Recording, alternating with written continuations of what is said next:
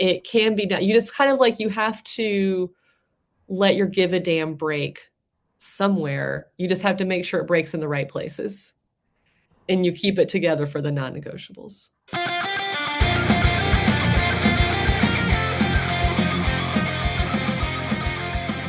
Welcome to Fry Your Chickens, the podcast about facing fears, negativities, and self-doubts that can hold us back. Or as I like to call them,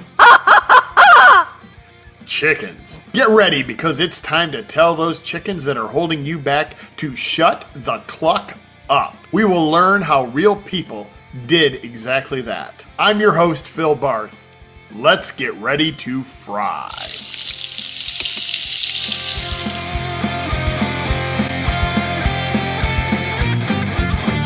My guest today is Veronica Sterling. Veronica is a former CEO of a hospice company. She is a member of NSA Ohio, the Ohio chapter of the National Speakers Association, along with me. We met recently in Columbus. We had a great conversation at dinner, and I said, I need you to be on my podcast. Not just because of your background as the CEO of a hospice company, but because you're going to be doing something really cool this year. And we're going to have you tell us about that in a minute. But first off, Veronica, welcome to the Fry Your Chickens podcast.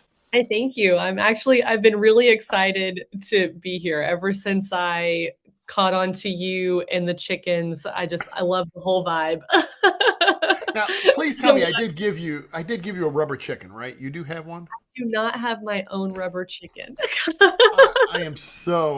The next meeting I will give you one. I bring them to the NSA Ohio meetings, and I didn't have them at dinner, so I apologize. You will have your own official Fry Your Chickens business card rubber chicken. I love it. It's a reason to reconnect. Okay, tell me a little bit about your background. I know you were a CEO of a hospice company. Tell me about your background and what was involved in that and what you learned about leadership. Okay. So I started working in the kitchen of a nursing home when I was 16 years old. The short version of the story is I wrecked my car a lot. I had to go to traffic court. I almost lost my driver's license. And I had to quit my job at the mall because I could walk across the street to the nursing home. I thought that was going to ruin my life, but it just really kind of set me personally and professionally on a completely different path. I studied gerontology in college. I became a licensed nursing home administrator and spent 20 plus, like I'm old enough now to say 20 plus years in a space of senior care and senior living. And that ultimately led me to an organization called Hospice of Southwest Ohio. And I was the CEO there for the last 2.5 years. One of the things I try to have on this podcast is people who have kind of fried their chickens, those fears that are holding them back, or people that are helping others fry their chickens. And I'm sure as a CEO of a hospice company, you had a lot of people that you helped throughout the years. I know my dad was in hospice before he passed away, and the people there just were so helpful with that whole process. So I'm sure that was what you've been providing for people for years. Yeah, in my role, I spent a lot of time in the community. And so I wasn't providing bedside care in the capacity that I worked there. But in the community, I spoke to people all of the time who were anticipating a loss or had just recently experienced a loss. I also spoke, when you talk about frying your chickens, I spoke to a lot of people who are the friend of someone who's going through a grief experience. And the thing that they would always say is, I want to reach out, but I'm afraid I'm going to say something wrong. I don't know what to do. I'm worried that I'll mess it up. And so it surprised me a little bit how much time I spent making space for that conversation to have with people who are supporting someone who's grieving. And that's a common thing, I'm sure. People are like, well, I don't want to upset people, but I would guess that the people just need someone to talk to, and they're not going to be grading you on, oh, you said something that offended me. Yeah, I mean, that's the good news is that, well, good news. The bad news is you can't solve the problem, right? You can't bring back the person's loved one. You can't remove the grief.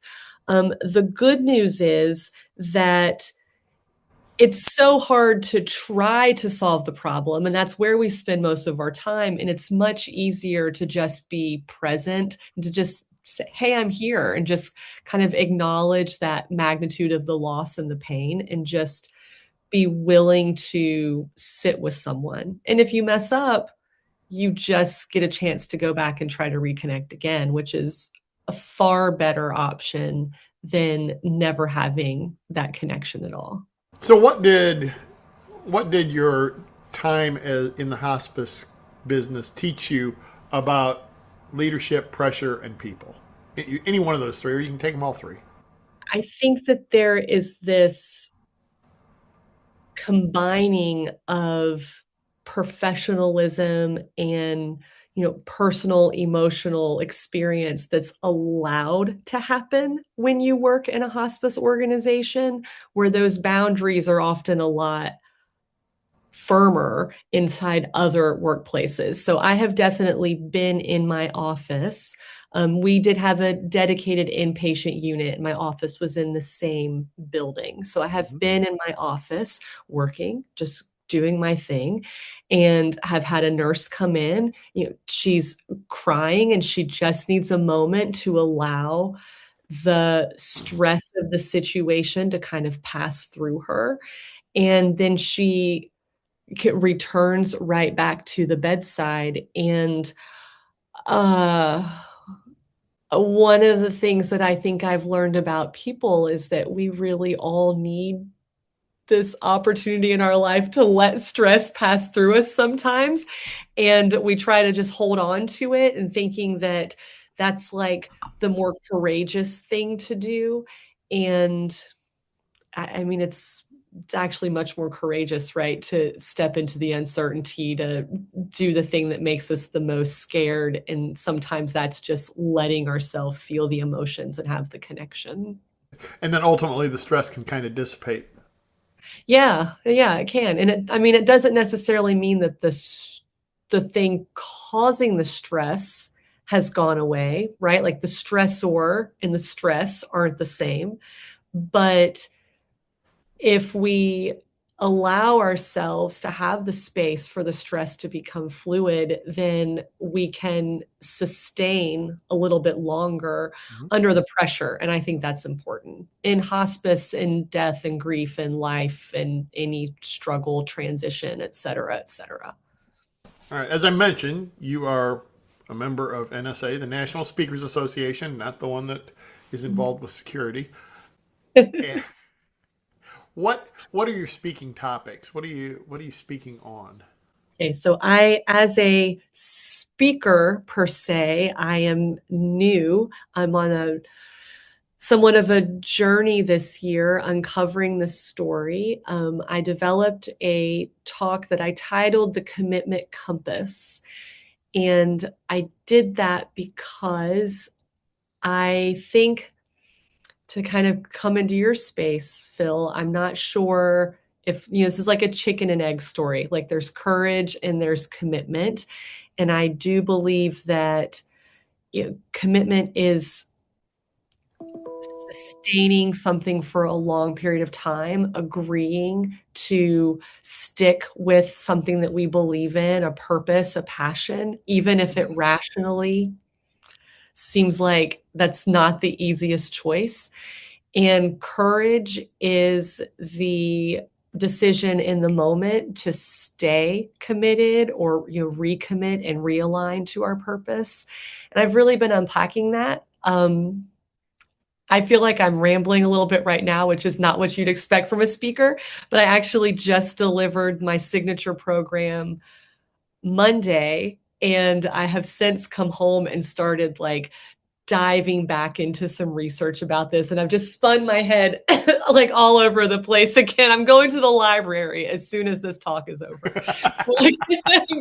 I've got a list of like 6 new books on hold. But Yeah, essentially, I believe that we need to make a commitment to our purpose. And I use the compass because a compass always points north. And so that true north and that purpose is always there to guide us. We have to make the decision to recalibrate and reconnect to it. Very good. Yeah, well, in terms of rambling, I ramble a lot on this podcast, and some of it gets edited out. And if you're watching this and have seen a prior episode, you're thinking he actually edited out some of his rambling. Holy cow! It, there is a difference between two speakers having a conversation on a podcast and when you're up on stage, and Yes, and there's absolutely nothing wrong in a conversation to go in whatever direction it takes us. So, yes, yes. all right, so you've done your first talk. Mhm. You're a speaker. You have a great background. But now let's get to I can't say the fun topic, but another even more fun topic. You and your husband are going to go on a trip this year. Tell me about it. Yes, I'm not just on a metaphorical journey, I'm on a literal journey.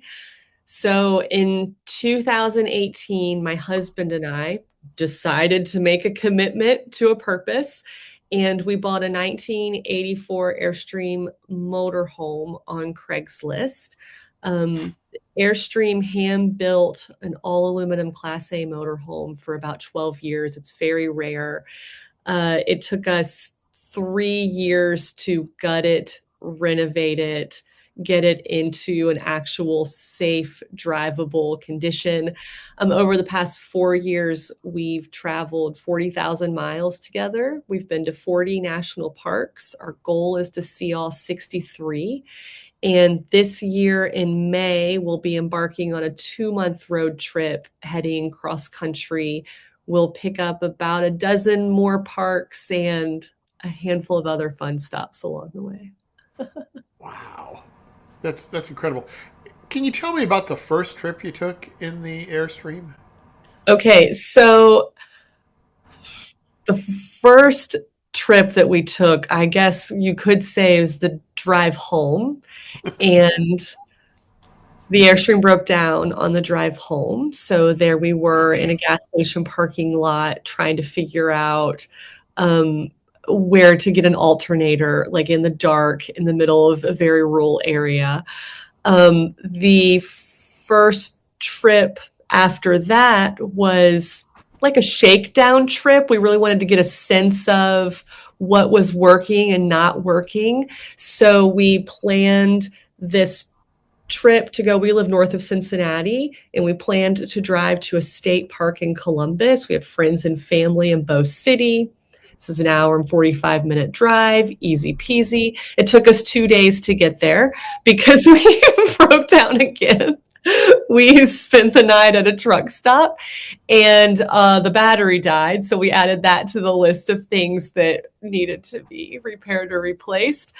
The first time we took a big trip, we drove to Rocky Mountain National Park. We broke down in Kansas. And on that trip, we continued out to Washington State, and we had some timing issues, and we backfired so loud coming through this small town that people told us that they actually thought that there had been like gunshots fired in the middle of the um, and so, listen, if I'm going to talk to you about staying committed to your purpose, even when giving up seems like the easiest and obvious choice, I have lived it and done it through this 14,000-pound hunk of aluminum. So, hey, were the chickens squawking? Like at any point, why are you doing Oh, this? yeah. What the hell were you thinking? Yes, it was so much to learn because, literally at first we had no idea what we were doing. We had never owned a motorhome before. This was just all new. Um, Neither one of us thought that it would become as big of a project as it actually became. And at one point, I can remember we had ladders up. We were like each on one side of it. We were doing something along the roof. And I looked over at my husband and I said, "This is actually crazy." And he's like, yeah, I know. Don't talk about it. Just keep going. Like, which is that was very much like a role reversal there. Cause I'm usually the one that's like, just put your head down and do it. And he's coming up with all of the, things that we should be concerned about. But I think we also didn't realize how much we would learn about being a team together Mhm. and the kinds of strengths that we each offer as a complete team to any scenario that life can throw at us. It's just been a really it's been an experience that's changed my life for sure. Love it. Now, here's the key number in the end. You're over 40,000 miles now, Yes. which is whatever the struggles were when you get to that point, you say, okay, it was worth it. We learned a Yeah. lot.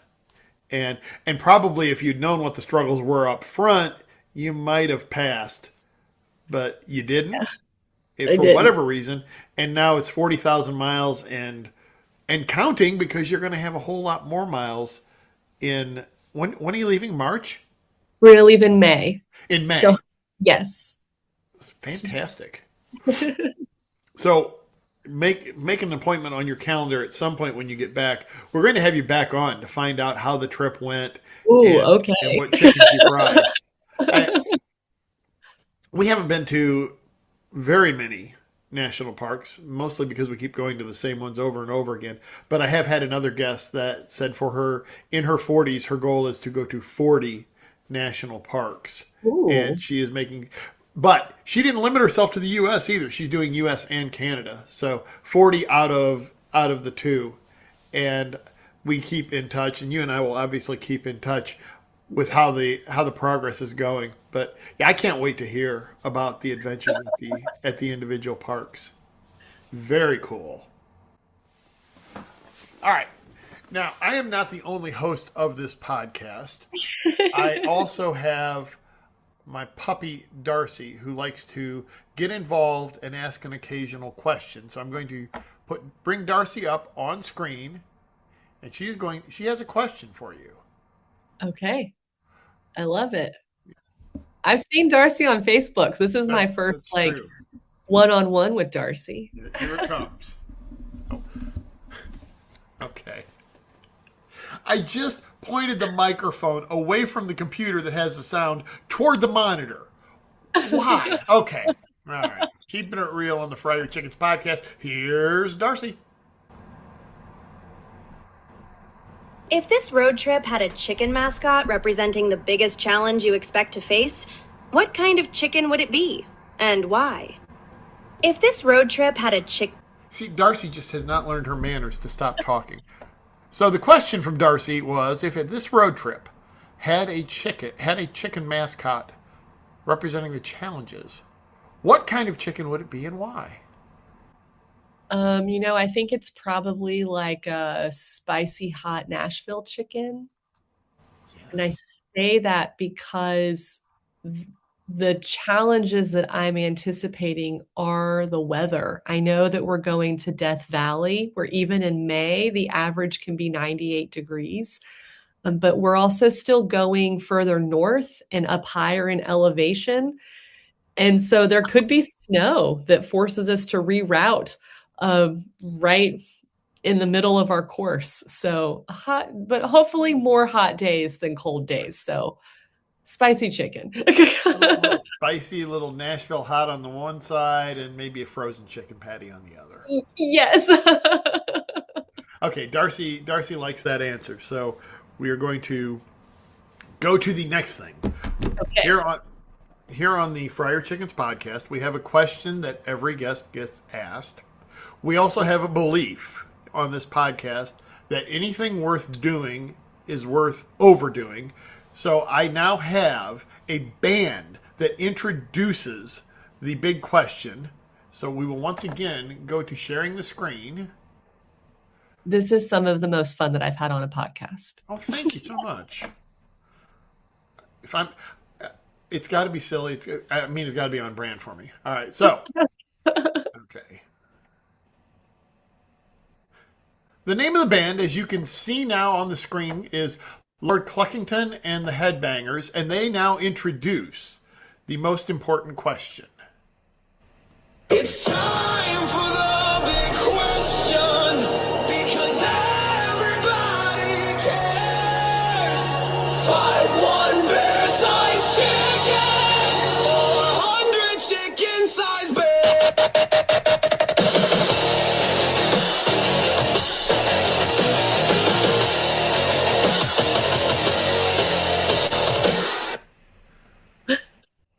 That's right. The podcast has a house band of rubber chickens.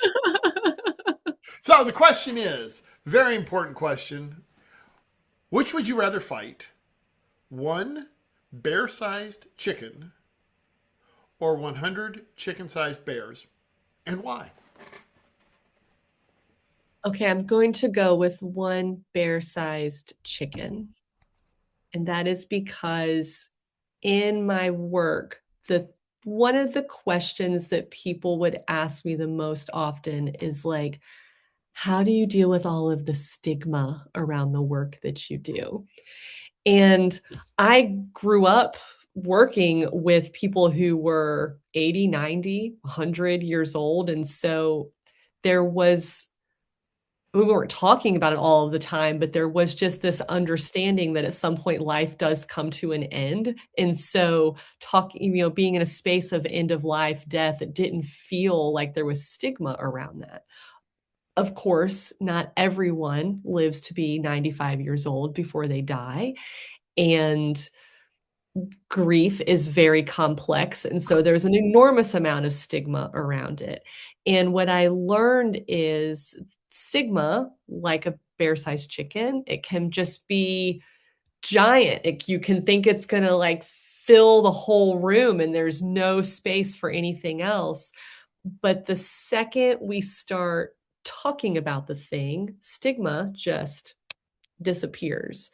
And so I am convinced then that if the bear-sized chicken were stigma, or that thing that we are just the most afraid of opening up about, that the second we decide to connect with someone, start the conversation, bear-sized chicken goes away, becomes a lot smaller.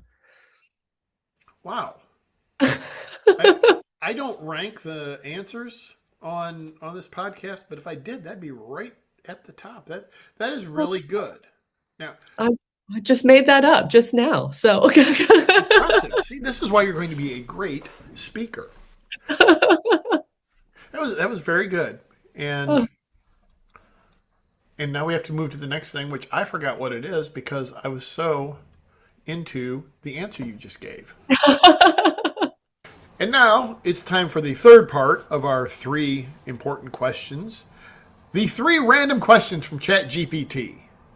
ChatGPT is the only entity, can't call it a person, that knows what these questions are. I don't know them, you don't know them, and we're going to hear them at the same time. You have the option. They are tailored for this particular episode. I will say that. It's not like, what is the airspeed velocity of an unladen swallow? But like to pass, Phil. And the answer is African or European. If you got to be a fan of Monty Python and the Holy Grail. Okay. It's not that though.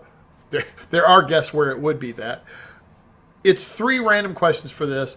I'm going to say go. She's going to read them. And then, Veronica, you have the option of answering, passing, or both. Okay. All right. Here we go. Are you there, Maple? I'm right here. What's on your mind today? Go. All right. Let's jump right in. What's the first thing you want to ask or explore? Okay. ChatGPT has a mind of its own sometimes. I'm telling you what. Okay. All right. So I'm going to read it live. Unfortunately, Okay. they have put an update in. Not a fan. Got it. Got it. No worries. We can absolutely adjust to whatever you need. If you want to summarize something instead. Here we go. If you could instantly become great at something you've never been good at, no practice, no learning curve, What would you choose and why? I would learn to speak Spanish because my best friend speaks Spanish. She's a Spanish teacher and we love to travel. We've been to, she and her husbands, we've gone together to other countries. And I just think if I spoke Spanish as well as she does, we could plan a really outstanding girlfriend getaway. Oh, that is an outstanding answer. That really is, and that's a good one. My son and I took a trip to Peru, and for some reason I thought, well, I studied Duolingo, and in 2 weeks I realized I'll never learn how to speak Spanish Yeah. using Duolingo. But I got a couple of very key expressions that I knew, like "cuánto cuesta," how much does that cost, and I could say them like I was fluent in Spanish, which is a really Yes. bad idea because then they think the person from Peru thinks you're fluent in Spanish and answers in very fluent Spanish, and then I'm forced to say, what? Yes. So I like your Spanish idea. You didn't ask me, but I think I'm going to steal that one from you. My girlfriend and I went to a different girlfriend and I went to Japan once, and we each learned a few key phrases. So together we could navigate a restaurant, a train station, etc. And her name is Sarah. We missed a train stop. We got stuck at a train station counter with a gentleman who only spoke Japanese, not a single word of English, and he put a woman on the phone who was at a hotel. And so my name is Veronica. That's a really long name. And so I was just like, "Oh yes, my name is Sarah." And my girlfriend looks at me and she's like, "No, because her last name has 13 letters in it. Like there's, you know, like 11 consonants or something like that." And so I was like, "Oh, Sarah Sterling. My name is Sarah Sterling." So a few phrases got us most of the way on that trip.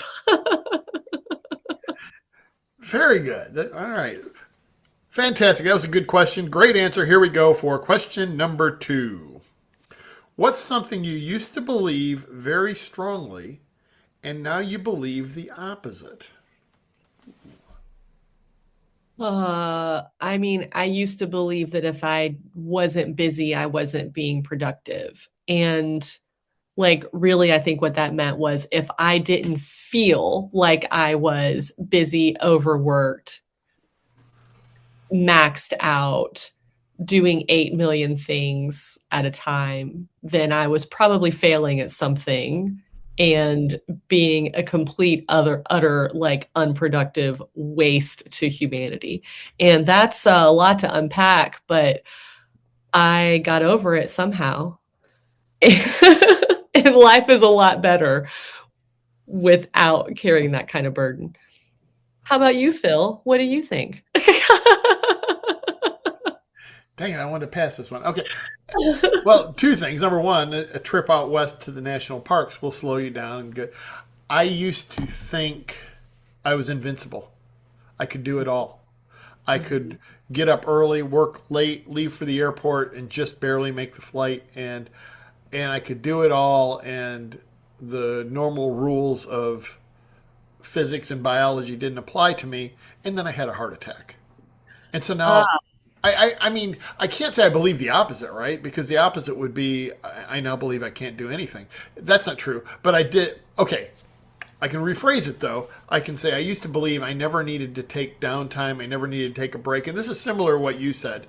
And I could work 12 hours a day. And now I believe that none of those things are true. And the big surprise for me, and I'll bet it was for you too, was when I said I'm only going to do so much, how much more I actually got done because I was focused on what was important. And I didn't say yes to those little itty bitty things that wouldn't make a difference anyway. Yeah. Yeah. It's like your capacity just gets so much bigger when you just get your energy aligned with the things that really matter.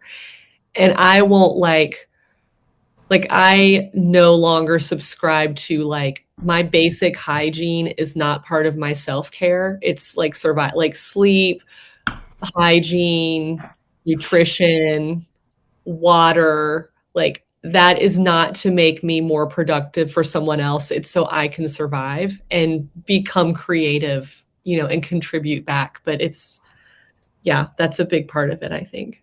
I love hearing that. I have a process in the morning where I look and say, okay, where am I spending my time in terms of on my key projects, keynotes that are coming up, etc. I want to make sure that's well done, but Yeah. it's only 5 hours that I get to do Yeah. that for. And then what are the non-negotiables? Getting up and journaling, going to the Y to exercise, all of those things that are there. I'll fit it in whatever. No, it's non-negotiable, Yep. and so yeah, self-care and the right amount of sleep is another one I'm a big believer in. Yeah. And I know it can be done. Like I bet there are people listening right now that are like, oh yeah, I have to do all of these things. There's not time for that other passion. There's not time for this journaling, being creative, etc. But my husband and I had full-time careers. We were healthcare workers during the pandemic, and we were renovating this Airstream. Like, so it can be done. It's kind of like you have to let your give a damn break somewhere. You just have to make sure it breaks in the right places and you keep it together for the non-negotiables. See, I look for what am I going to put up front before the opening song, right? A quote from the guest. I think we just found it. Oh, You have to okay. let your give a damn break. That's so good. All right. Third and final question from ChatGPT. When things get stressful or uncertain, what's one small, simple habit you rely on to reset yourself? So I do a lot of like if it's really stressful and I have to keep going, which is in my professional space where I've experienced that a lot, I will just like make myself start breathing as steadily as possible. I get really quiet when I'm stressed. Like there's this feeling like this, frenzy inside, but I'll get very quiet and just say, okay, I'm going to do this and then this and then and then that's how I do it. Just one step, not 5 steps at a time. I've even been known like in very high pressure situations in previous work to like look at my boss who's like, okay, so we've got to get this and this. And I'm like, no, I'm not doing that yet. I'm just doing this and then we'll go to the next. So, but that like telling myself to take a deep breath and let it out really, I don't think it like changes everything, but it's like it siphons a little bit of the steam off. Sometimes that's all you got to just siphon a little. And as I'm telling you that I no longer spend time in that high pressure burnout state, I do still subscribe to the idea that you can siphon off a little steam and sprint forward a little bit longer sometimes. Yep. Yes. Oh, I have you have the mindfulness app on the Apple Watch that just, hey, give me 1 minute of breathing. I've done that Yeah. before. I will tell you because I know you're going to put me on the spot and say, what's your Yes. question, Phil? Yes. The answer recently has been jigsaw puzzle. We have a jigsaw puzzle on a table in our study, and I just go over there, 5 minutes, put a few pieces together. Uh-huh. You would think that the jigsaw puzzle would be more frustrating. And depending on the puzzle, it could be. But the one I'm working on right now is a map of the United States made up of license plates. And so you're like, oh, that looks like a license plate belonging to New Mexico. And it's calming. Yeah. Uh-huh. So Yeah. jigsaw puzzle. I love a jigsaw puzzle with lots of colors. If it's all kind of the same, I'm out. Yep, I'm same. not going to do it. Agreed. We'll see what happens when I get the map of the United States done because it's all on a flag background, and that's a whole lot of red stripes and white stripes that I may or may not say, you know what, it served its purpose. Last Look, year, oh, I go mean, ahead. my thing is commitment, Phil. I'm gonna have to tell you to stick the whole like stick it. Dang it, Veronica, you're stressing me out. Now, I will tell you, last year in the spring, I had a keynote in Orlando, and we went to the uh, Disney World. You know, what's that name of that place in Orlando? Place. Magic Kingdom. And they had a set of 4 jigsaw puzzles from the Haunted Mansion. So it's those pictures as you go down the Haunted Mansion. It's one of those, each one of those. And so we did the first one, and I did it, and got it done. And then I went to the second one, and I was struggling with it. And then I started looking at the second one versus the first one because I had a thought. If I was operating a machine to cut these puzzle pieces, I'll bet you I would use the exact same puzzle piece pattern on all 4 of them. The answer Sure. is that they absolutely did. And puzzles 2, 3, and 4 were a whole lot faster than puzzle. Oh my gosh, that's not even fair. I know, I know. That's what my wife said too. I'm like, the goal was to get them done, glued, and framed in time for Halloween. And I exceeded that goal like crazy after I found the That's missing key. hilarious. My husband bought a puzzle once. We went to Wind Cave National Park is in South Dakota, and there's also Jewel Cave out there, which is, I think, a national monument or something. And so Kyle bought a puzzle that was of the cave. So first of all, it breaks the rule of it's not a colorful puzzle because caves are caves. It was like 1,000 pieces, and it was double sided. So one side of the piece was Wind Cave, one side of the piece was Jewel Cave. He set it up on the dining room table. I am just going to tell you, one day I came home, I looked at the table and was like, mm-mm. And I just wiped the whole puzzle back in the box. I didn't say anything to him. I just scooped it up and put it back in the cabinet. Said, I'm out. I'm not doing this puzzle. I I guess there might be people who really like the challenge of a 2,000 piece puzzle that's all similar colors. I don't know. That kind of defeats the whole stress management Yes. aspect Yeah, for mine. agreed. All right, now I would be remiss. I meant to ask you this question earlier. What has been your favorite national park so far? Oh, that is really difficult for me to answer. I will say that we went to Yellowstone and Glacier on a trip, and they were like park number 35 or something like that. And we both said that we were really glad that we didn't go there first because they're just such a like superlative level of scenery and experience that it wouldn't have been fair to have just been measuring everything else up against that. But I will tell you that the hike that exceeded my expectations was in North Cascades National Park, which is in Washington. My favorite hike, which is also the hardest hike, is in Channel Islands.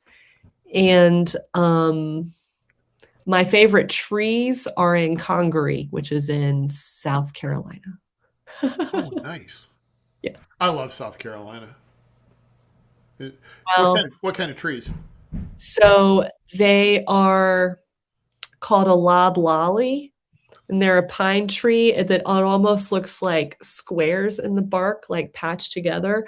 Now, on this trip that we're going on, we are going to go to Yosemite and the redwoods and Sequoia. So that, I mean, there might be a follow-up question there. My tree ranking might change dramatically after this trip, but the loblolly is my favorite, and we have a tree book in the camper, so we keep track of things. And it's only in that like little specific region. So it's not like I get to see them on, any other trip.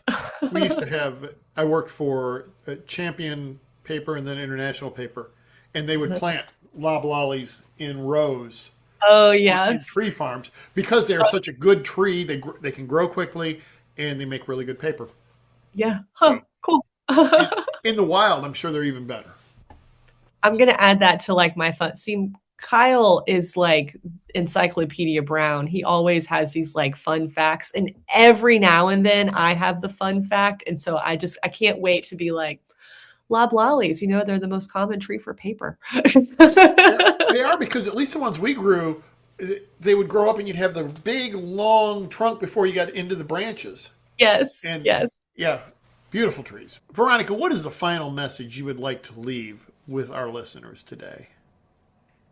Yeah. So, I really do believe, and I'll repeat what I said earlier, a compass always points north, and your purpose, it is always there. It's always inside you. We experience times in our life where there is major transition, peaks and valleys that requires courage for us to recommit, realign, recalibrate. But we can do it and we can keep going. Awesome. Where can we find you on social media? So I'm on LinkedIn. I'm Veronica Sterling. You can definitely find me there. I'm on Instagram, Facebook. Instagram, I'm Veronica Sterling Speaks. And I don't know, I think I have a little bit, it's kind of like if LinkedIn is where we're all at work, my Instagram's like Casual Friday. So you can come hang out with me there. And you can definitely keep track of the trip a little bit more on Instagram than on LinkedIn. I also have a website. It's veronicasterling.com. Veronica, thank you so much for being on the Fry Your Chickens podcast. This has been a blast. And if you're out there, follow her trip. I know I'm going to be. And until next time. See, it's the MacBook, right? If you're watching this on video, the MacBook is taking over and making all kinds of wild gestures. If you're listening to it on audio, start watching it on video. Until next time, keep frying. Hey, it's Phil. Like today's show? Well, you'll clucking love my Fry Your Chickens newsletter on LinkedIn and Substack. Links are in the notes.